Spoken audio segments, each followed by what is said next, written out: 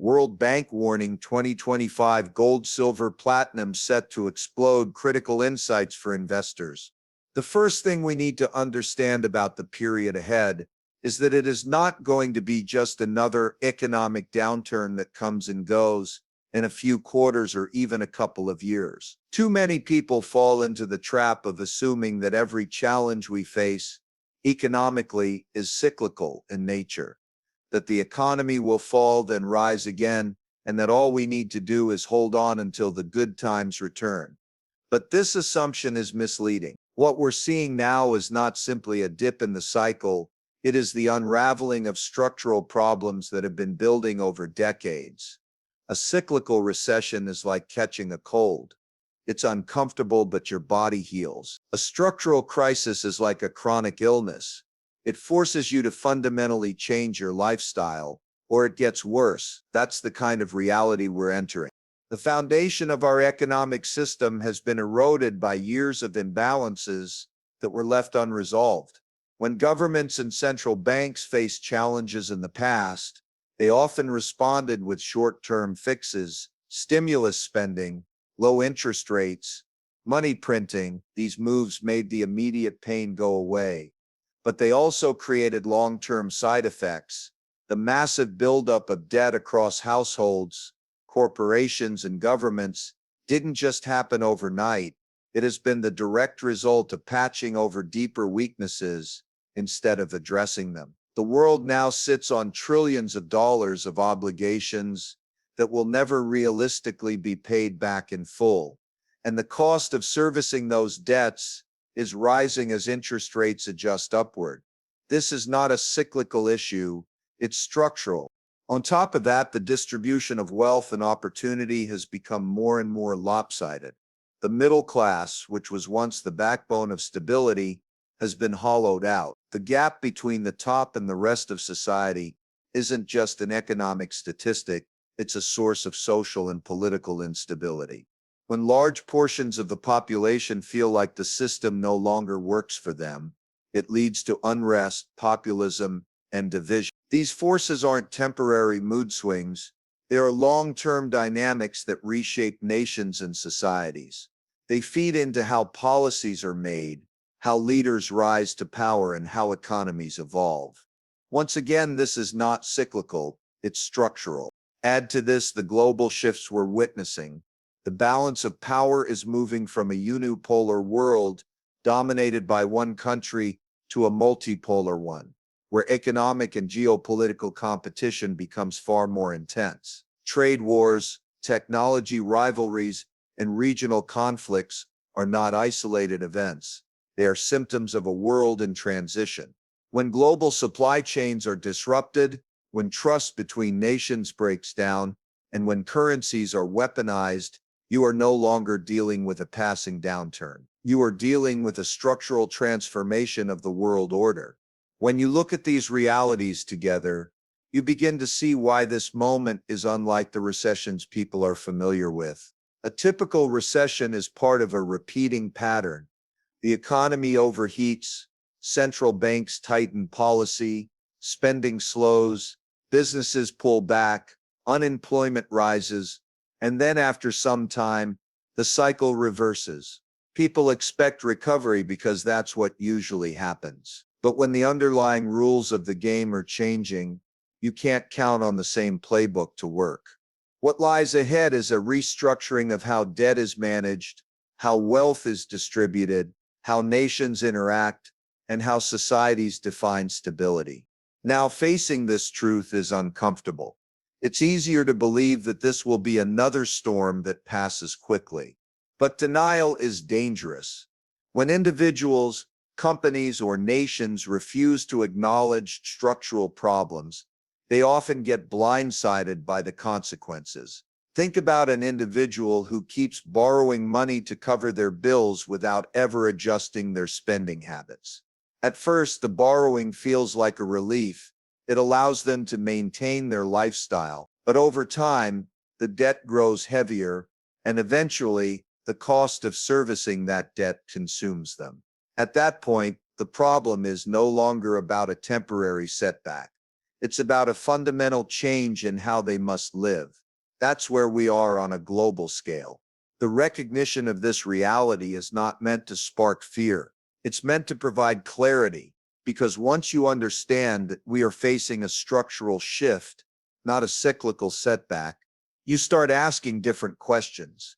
Instead of asking, when will things go back to normal? You start asking, what will the new normal look like, and how do I adapt to it?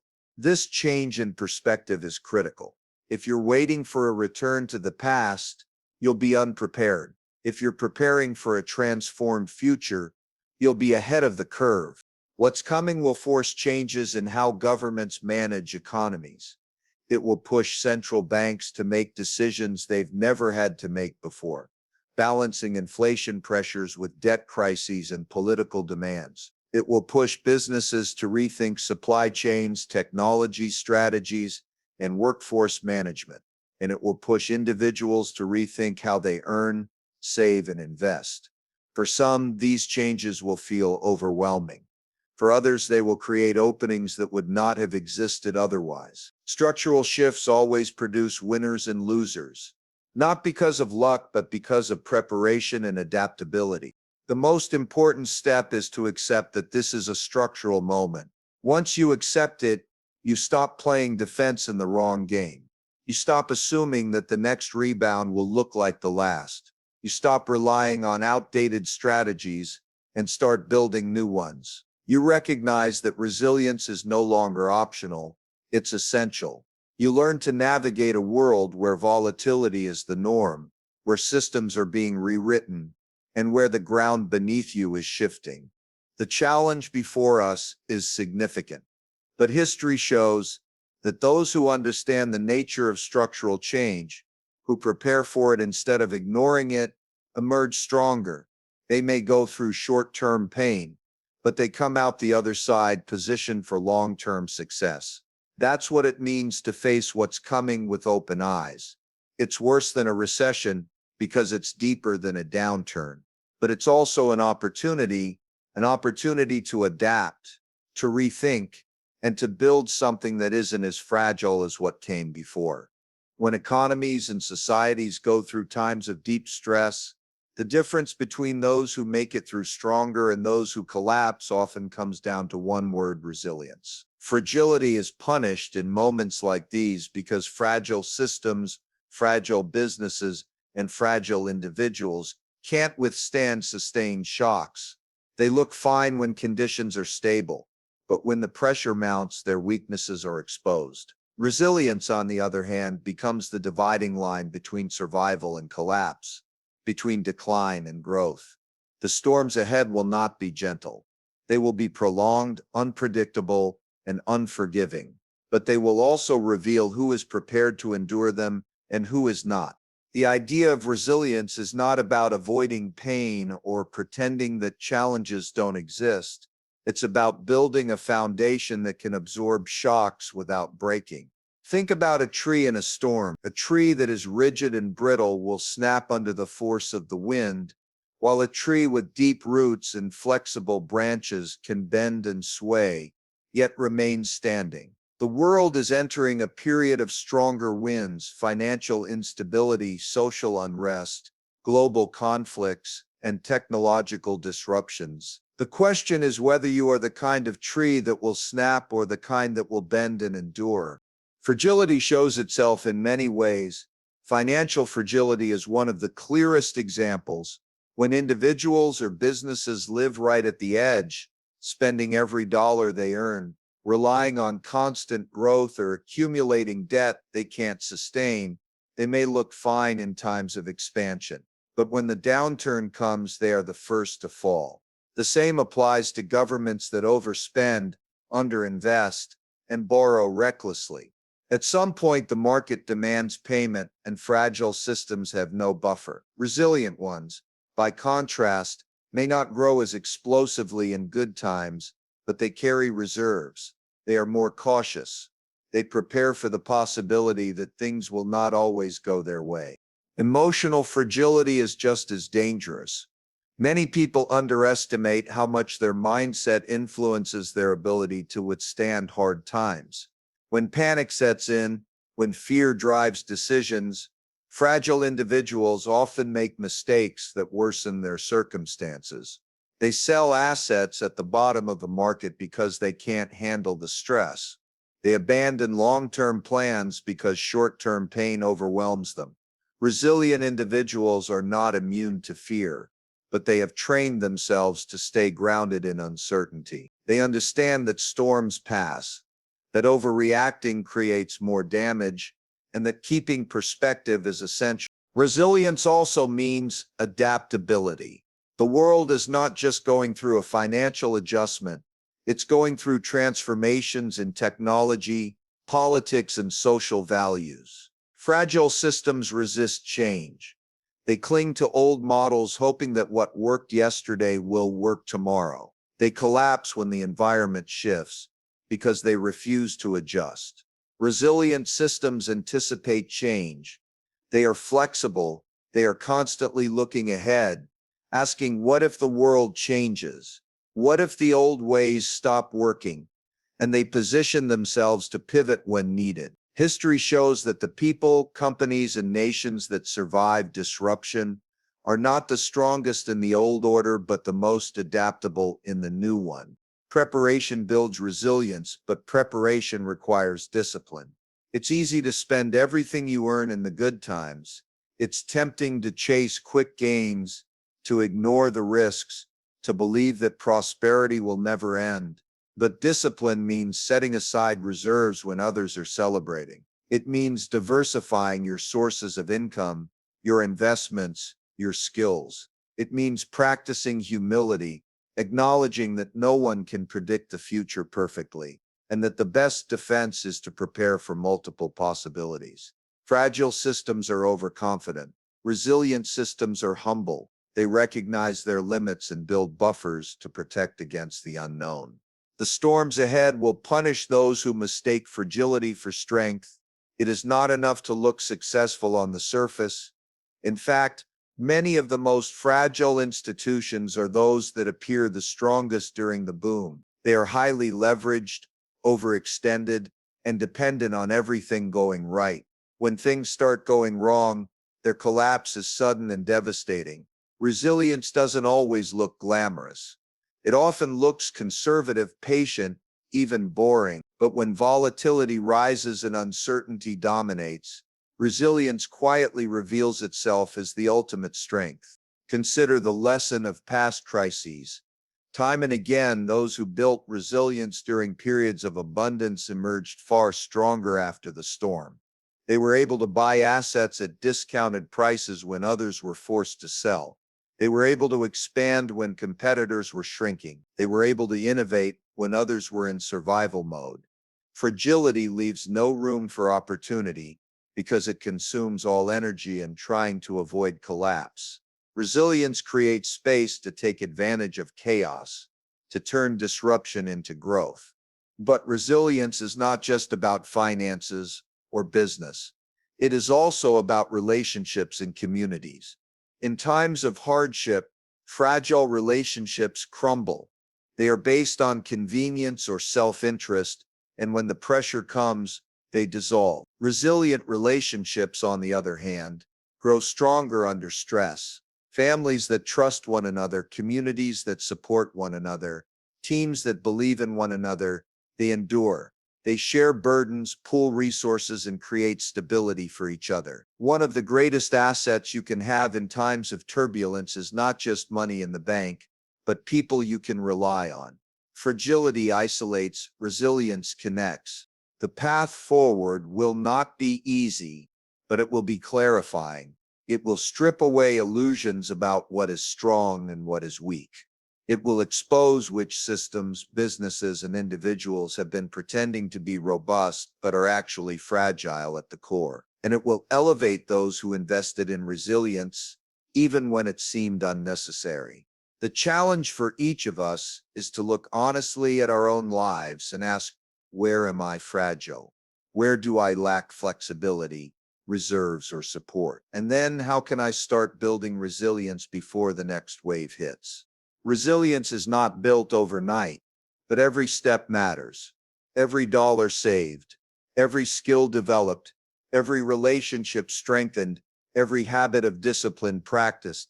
It all compounds. Over time, those small choices create a foundation that cannot easily be shaken. And when the inevitable storms come, as they always do, that foundation will be the difference between those who are broken and those who endure. Fragility will always be punished. Resilience will always be rewarded. That is as true in life as it is in economics, and it will define the years ahead. When the world becomes uncertain, people instinctively look for answers about what will happen next. They want predictions, forecasts, and guarantees. They want someone to tell them that in 6 months or a year, things will return to normal, that the downturn will end, that the market will rise again. But the truth is, no one can consistently and accurately predict the future. The forces shaping the global economy, geopolitics, technology, social unrest, debt cycles, climate pressures are too complex, too interconnected, and too dynamic for anyone to know exactly how events will unfold. This is why the obsession with prediction is dangerous. It gives people a false sense of security, a belief that if they just find the right forecast, they will be safe. But safety doesn't come from prediction. It comes from preparation. Preparation is about recognizing that uncertainty is unavoidable and building a life, a business, or a portfolio that can withstand multiple possible outcomes. Instead of asking, what exactly will happen, the better question is, am I ready for whatever happens? That shift in mindset changes everything. It takes you out of the trap of false certainty and puts you in a position of strength, because you stop depending on the world to unfold the way you want and start depending on your ability to adapt. Think of preparation as resilience in action. If you know storms are coming but don't know when or how strong, you don't waste energy predicting the exact day or the exact wind speed. You build a house with a strong foundation, you stock up on supplies, and you make sure you know how to respond when the storm hits. Then when the unexpected happens, you are not paralyzed. You don't panic because you already anticipated uncertainty. That is the essence of preparation. It transforms the unknown from something terrifying into something manageable. On a personal level, preparation begins with financial discipline. Diversification is one of the most practical expressions of this principle. Relying on a single source of income, a single market, or a single asset class leaves you vulnerable to forces beyond your control. When that one thing fails, everything collapses with it. But spreading risk across different sources gives you stability. Maybe your job becomes uncertain, but you've developed a side income that sustains you. Maybe the stock market drops, but you hold other assets that balance the loss. Diversification doesn't eliminate risk. It makes risk survivable. It acknowledges that you can't predict which specific pillar will fall, so you build more than one pillar to support your foundation. Preparation also means upgrading skills constantly. The job market of the future will not look like the job market of today. Automation, artificial intelligence, and global competition are reshaping industries faster than most people realize. Those who cling to one skill set, one role, or one identity may find themselves obsolete. But those who commit to learning, to expanding their abilities, to staying flexible in what they can offer, will remain valuable no matter how the landscape shifts. This is the human equivalent of diversification, never putting all your worth into a single outdated competency, but continually building new strengths. Another part of preparation is mental and emotional readiness. The greatest danger in times of uncertainty is not just economic, it's psychological. People who are unprepared emotionally often make the worst mistakes because fear drives them to act irrationally. They sell assets at the bottom. They abandon good strategies because they can't handle the short-term pain. They freeze when they should act. Emotional preparation means training yourself to stay calm under stress, to zoom out and see the bigger picture, to accept volatility as part of the journey. This doesn't mean ignoring fear, but learning to manage it so it doesn't control your decisions. Preparation also requires humility. Many people believe they can outsmart uncertainty, that they can find the secret forecast, the magic signal, or the perfect timing. That arrogance is costly. Humility, on the other hand, says, I don't know exactly what will happen, and I don't need to. What I need is to prepare for a range of possibilities. This humility leads to stronger decisions because it pushes you to build buffers, to save more than you think you need, to assume that things might go worse than expected. Fragile people demand certainty. Prepared people accept uncertainty and build their lives around it. History shows that those who thrive during major transitions are not the ones who predicted every twist and turn correctly. They are the ones who created systems, strategies, and habits that allowed them to endure no matter what happened. They built organizations that could pivot quickly. They managed money in a way that could absorb losses and still survive. They trained themselves to stay level-headed in chaos. In other words, they prepared. Preparation is not glamorous. It often looks slow, cautious, and even boring compared to the thrill of chasing quick wins or bold bets. But when the inevitable disruptions arrive, preparation is what separates those who endure from those who collapse. The person who saves during the boom years may look less flashy than the one who spends recklessly, but when the downturn comes, the saver has options while the spender is trapped. The business that reinvests steadily in innovation and efficiency may grow slower than the one that leverages itself for fast expansion. But when conditions tighten, the cautious business survives while the aggressive one crashes. The difference isn't prediction, it's preparation. What's coming will test this principle on a global scale. Governments that prepared by managing debt responsibly, diversifying their economies, and building trust with their people will weather storms better than those that spent recklessly, depended on single industries, or ignored inequality. Companies that prepared by building flexible supply chains, investing in technology, and cultivating loyal teams will adapt better than those that cut corners for short-term profits. Individuals who prepared by diversifying income, building resilience, and maintaining strong relationships will come through stronger than those who assumed the future would look just like the past. In uncertain times, prediction feels comforting, but it is deceptive. Preparation feels harder, but it is powerful.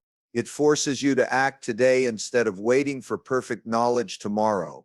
It builds a foundation that doesn't rely on guessing the future, but on being ready for it. The storms ahead will expose the difference.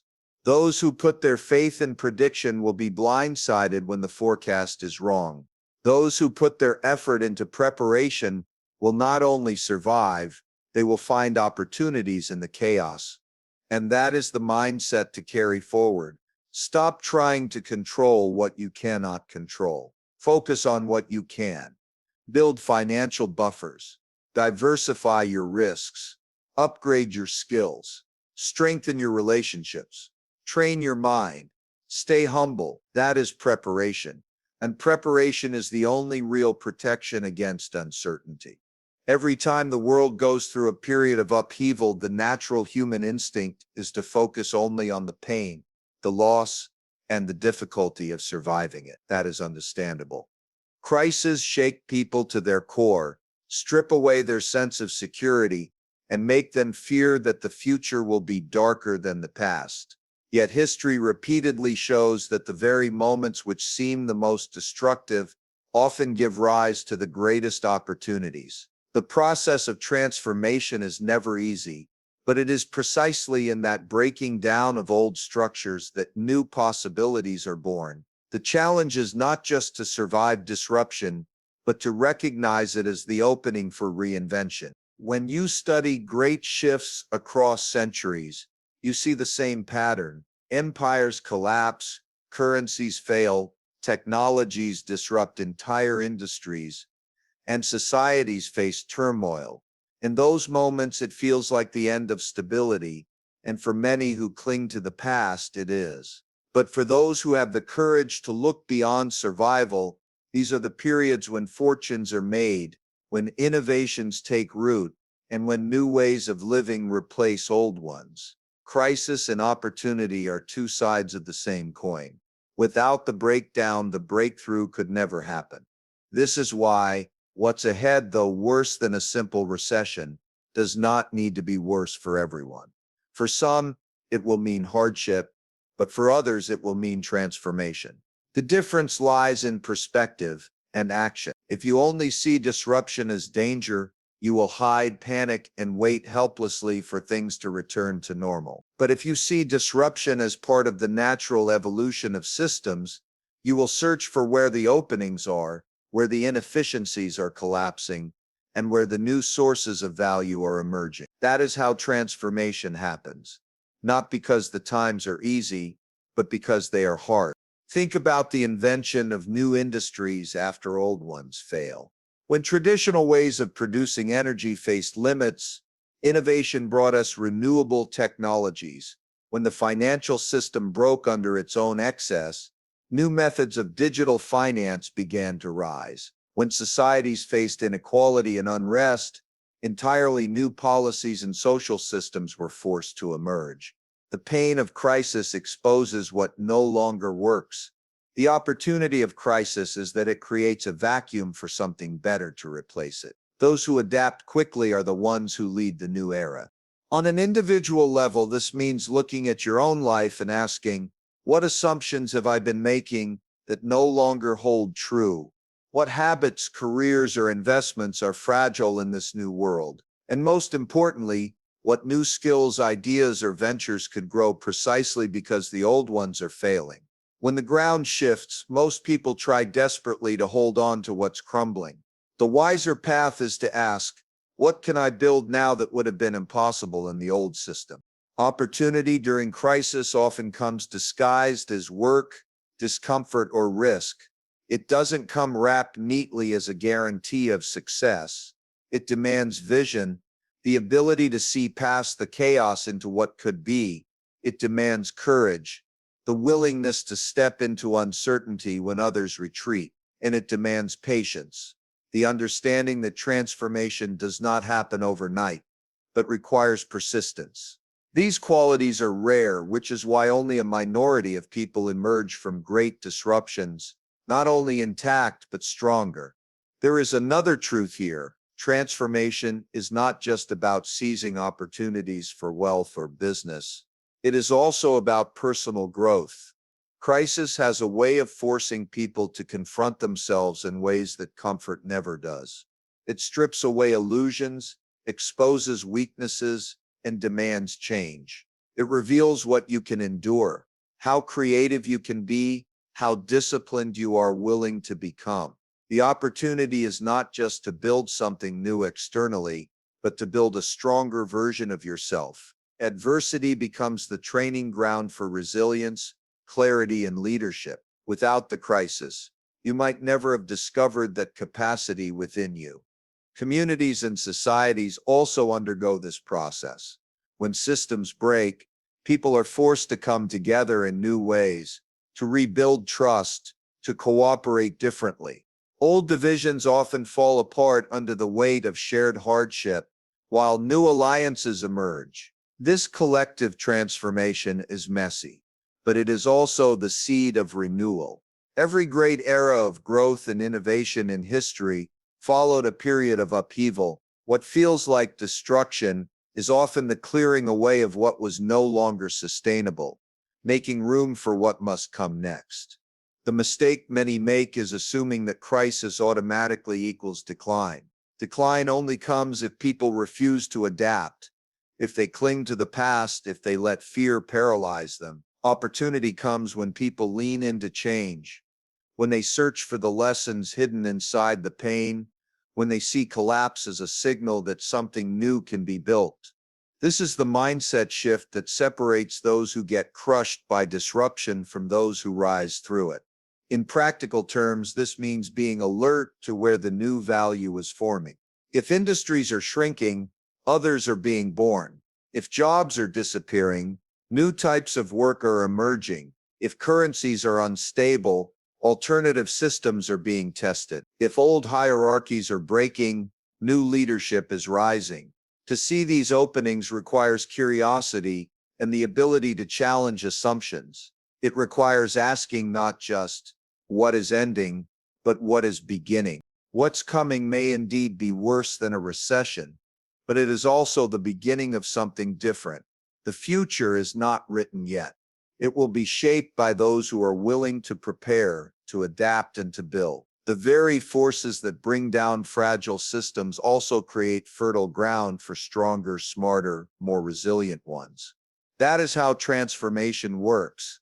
It destroys what can no longer survive and rewards those who step forward to create what comes next.